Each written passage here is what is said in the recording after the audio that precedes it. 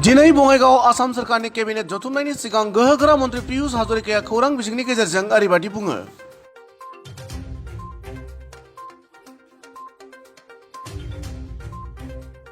Vaccination centre, জনস্বাস্থ্য কাৰিকৰী বিভাগৰ জল জীৱন মিছনৰ স্কিমছ, হস্পিটেল এইবিলাক চাই আহিছোঁ। অহাকালি যেতিয়া উভতি যাম বাক্সা জিলাত মই আমাৰ যিমানবিলাক বেনিফিচিয়াৰী ৰিলেটেড স্কিমছ আছে, যেনে আৰোগ্য নিধি বা আমাৰ ট্ৰিপুল এ যিটো অটল অমৃত অভিযান কওঁ, আৰু অৰুণোদয়, এনেকুৱা যি স্কিম আছে আমাৰ সেইবিলাকৰ বেনিফিচিয়াৰীবিলাকক লগ পাই যাম। তেওঁলোকে ভালকৈ পাই আছে নাই, বা বিধৱা পেঞ্চনৰ বেনিফিচিয়াৰী তেওঁলোকে নিয়মমতে প্ৰত্যেক মাহৰ 10 দিনে পাই আছে নাই। আগতে মাহৰ 10 তাৰিখে নাপাইছিল, এইখন চৰকাৰৰ দিনতে হৈছে যে ফিক্স দিনত পায়। তাতো ক'ৰবাত জটি পৰি আছে নেকি, বেংকৰ একাউণ্ট আপডেট হোৱা নোহোৱা, KYC আপডেট হোৱা নোহোৱা, এনেকুৱা কাৰণে কেতিয়াবা ৰেগুলাৰলি নাপায়। সেইবিলাকো আমি খবৰ লৈ যাম।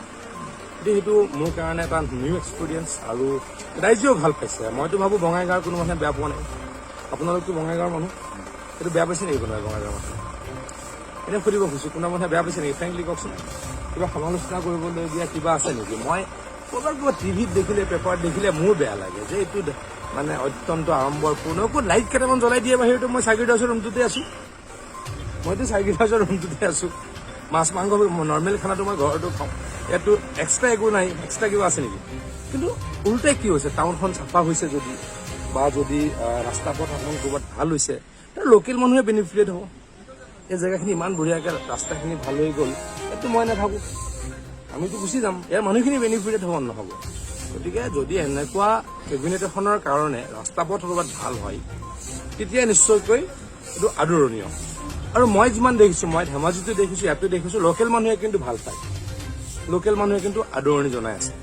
বিৰোধীয়ে ক'ৰবাত কালি মই কোৱা শুনিছোঁ বোলে আড়ম্বৰপূৰ্ণ কৰিছে, পইচা নাই, টকা নাই। সেইকেইজন MLA আমাক দেখোন ৰাস্তাৰ কাৰণে, দলঙৰ কাৰণে, মথাউৰিৰ কাৰণে পইচা বিচাৰি থাকে। They are so confident that this government has money. তাৰপিছত আমাক কিয় ফোন কৰে, কিয় লগ ধৰি কয়?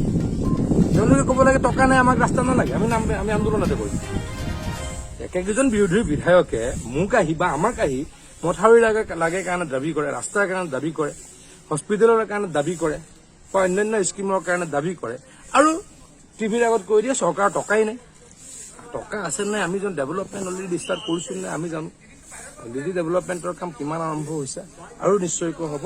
অসমৰ মানুহে এখন ভাল চৰকাৰ